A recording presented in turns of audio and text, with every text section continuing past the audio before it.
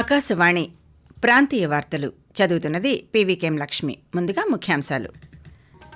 ముఖ్యమంత్రి నారా చంద్రబాబు నాయుడికి ప్రధానమంత్రి నరేంద్ర మోదీ సహా పలువురు నాయకులు జన్మదిన శుభాకాంక్షలు తెలిపారు. రాష్ట్రంలో ఉపాధ్యాయ నియామకాలకు సంబంధించిన మెగా డిఎస్సి 2025 నోటిఫికేషన్ విడుదలైంది. క్యాన్సర్ నివారణపై ప్రతి ఒక్కరూ అవగాహన పెంచుకోవాలని రాజమహేంద్రవరం పార్లమెంటు సభ్యురాలు డి పురంధరేశ్వరి పిలుపునిచ్చారు. అగ్ని ప్రమాదాల నివారణపై పూర్తి అవగాహన కల్పించాలని పరిశ్రమల శాఖ మంత్రి టీజీ భరత్ అధికారులకు సూచించారు. వార్తల వివరాలు. రాష్ట్ర ముఖ్యమంత్రి నారా చంద్రబాబు నాయుడికి ప్రధానమంత్రి నరేంద్ర మోదీ సామాజిక మాధ్యమ వేదికగా జన్మదిన శుభాకాంక్షలు తెలిపారు. నా స్నేహితుడు చంద్రబాబు నాయుడుకు పుట్టినరోజు శుభాకాంక్షలు. భవిష్యత్ రంగాలపై దృష్టి సారించి ఆంధ్రప్రదేశ్ అభివృద్ధికి ఆయన అవిశ్రాంతంగా పనిచేస్తున్న విధానం అభినందనీయమని, ఆయనకు దీర్ఘాయుష్యు, ఆరోగ్యకరమైన జీవనం ప్రసాదించాలని ప్రార్థిస్తున్నా అంటూ ప్రధానమంత్రి సామాజిక మాధ్యమం వేదికగా శుభాకాంక్షలు తెలియజేశారు. ఆయురారోగ్యాలతో మరిన్ని పుట్టినరోజులు నిర్వహించుకోవాలని, రాష్ట్ర అభివృద్ధికి ఆయన కృషి కొనసాగాలని గవర్నర్ అబ్దుల్ నజీర్ ఆకాంక్షిస్తూ ముఖ్యమంత్రికి జన్మదిన శుభాకాంక్షలు తెలిపారు. జన్మదిన వజ్రోత్సవ శుభ సమయంలో ముఖ్యమంత్రి నారా చంద్రబాబు నాయుడికి సంపూర్ణ ఆయుష్ను, ఆనందాన్ని ప్రసాదించాలని ఆ భగవంతుణ్ణి ప్రార్థిస్తున్నానని ఉప ముఖ్యమంత్రి కె పవన్ కళ్యాణ్ సామాజిక మాధ్యమం వేదికగా శుభాకాంక్షలు తెలిపారు. రాష్ట్ర ముఖ్యమంత్రి చంద్రబాబు నాయుడికి వైఎస్సార్ కాంగ్రెస్ పార్టీ అధినేత వైఎస్ జగన్మోహన్ రెడ్డి పుట్టినరోజు శుభాకాంక్షలు తెలియజేశారు. ఆంధ్రప్రదేశ్లో ప్రభుత్వ ఉపాధ్యాయ ఉద్యోగాల భర్తీకి సంబంధించిన మెగా డిఎస్సి 2025 నోటిఫికేషన్ విడుదలైంది.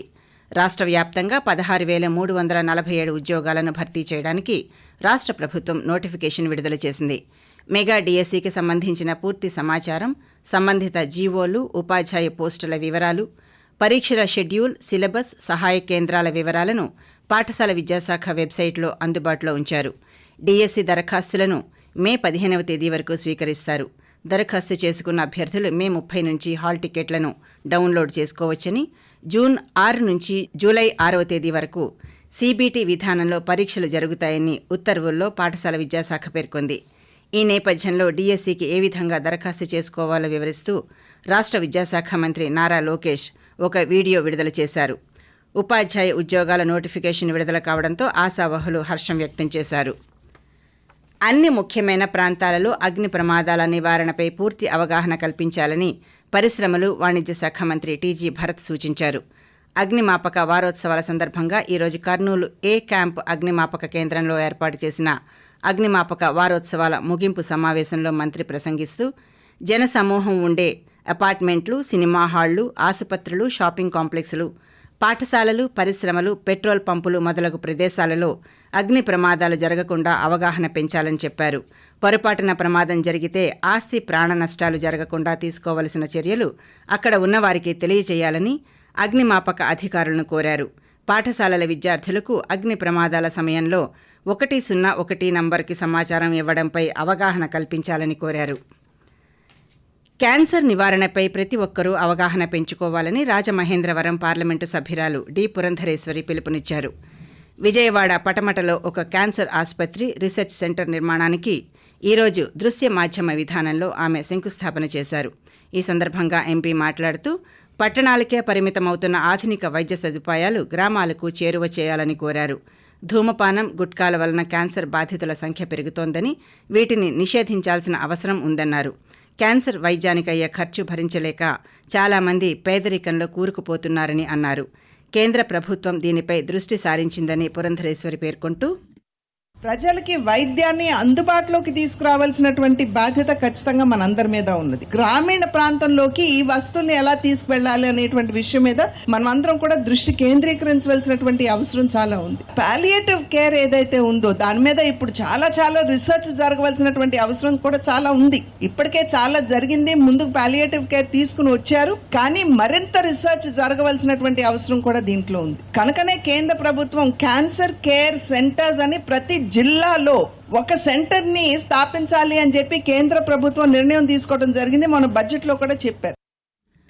ఆకాశవాణి ప్రాంతీయ వార్తలు వింటున్నారు.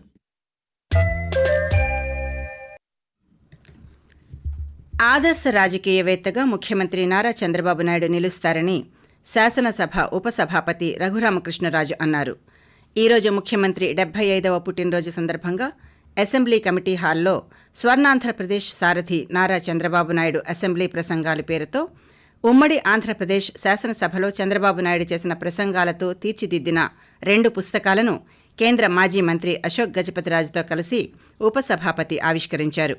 అనంతరం మాట్లాడుతూ ఏదైనా కొత్త విషయాన్ని చిన్న కుర్రాడి చెప్పినా శ్రద్ధగా వింటూ కాలాన్ని మర్చిపోయి నిత్య విద్యార్థిగా ఆసక్తిగా నేర్చుకుంటారని చెబుతూ ఒక యువకుడు చిన్నవాడైనా సరే ఒక కొత్త విషయం చెప్తే అది తెలుసుకునే ప్రయత్నంలో ఆ జ్ఞాన సముపార్జనకి ఆయన చిన్నపిల్లవాడైపోయి ప్రశ్నలు అడుగుతూ కాలాన్ని మర్చిపోతారు. ఒక విజన్తో ఆయన పనిచేస్తారు. కాబట్టి నిజంగా టైం ట్రావెల్ చేయగలిగిన వాళ్ళు ఫిజికల్ గా ఇవాళ మన మధ్యలో ఉన్న వాళ్ళు ఎవరన్నా ఉన్నారంటే అది చంద్రబాబు నాయుడు గారు అని చెప్పి నేను ఖచ్చితంగా చెప్పగలను.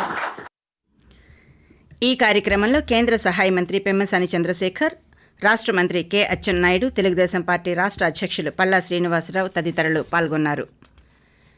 ఆంధ్రప్రదేశ్ రాష్ట్ర నైపుణ్యాభివృద్ధి సంస్థ ఆధ్వర్యంలో ఉపాధి కల్పనలో భాగంగా ఈ నెల 23న పార్వతీపురం మన్యం జిల్లా సాలూరు పట్టణంలోని శ్రీ సత్యసాయి డిగ్రీ కళాశాలలో జాబ్ మేళా నిర్వహిస్తున్నామని కలెక్టర్ ఏ శ్యాంప్రసాద్ ఒక ప్రకటనలో పేర్కొన్నారు. 10వ తరగతి, ఇంటర్, ఐటీఐ ఏదైనా డిగ్రీ చదువుకొని 18 నుంచి 28 సంవత్సరాలు ఉన్న నిరుద్యోగ యువత ఈ జాబ్ మేళాకు అర్హులన్నారు. ఆసక్తిగల అభ్యర్థులు తమ వివరాలను naipunyam.ap.gov.in వెబ్సైట్లో నమోదు చేసుకోవాలని తెలిపారు.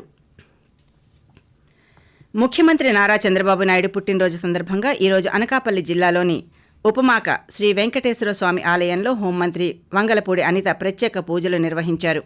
అనంతరం పుట్టినరోజు వేడుకలు నక్కపల్లిలో మంత్రి కార్యాలయంలో ఘనంగా నిర్వహించారు. ఈ సందర్భంగా ఆమె మాట్లాడుతూ హుద్హుద్ వంటి విపత్తుల సమయంలో చంద్రబాబు నాయుడు ప్రజలకు తోడుగా నిలిచారని గుర్తు చేశారు. రాబోయే తరాలకు ఆయన స్ఫూర్తిదాయకంగా ఉంటూ 2047 నాటికి ఆంధ్రప్రదేశ్ను అగ్రగామిగా ఉంచేందుకు పనిచేస్తున్నారని మంత్రి అనిత చెప్పారు. రాష్ట్ర జలవనరుల శాఖ మంత్రి నిమ్మల రామానాయుడు ఈ నెల 22వ తేదీన విజయనగరం జిల్లాలో పర్యటించనున్నారు. మంగళవారం మధ్యాహ్నం విజయనగరం చేరుకుని 3:30 నెల్లిమర్ల మండలంలోని తారక రామ తీర్థసాగరం ప్రాజెక్టు పనులను పరిశీలిస్తారు.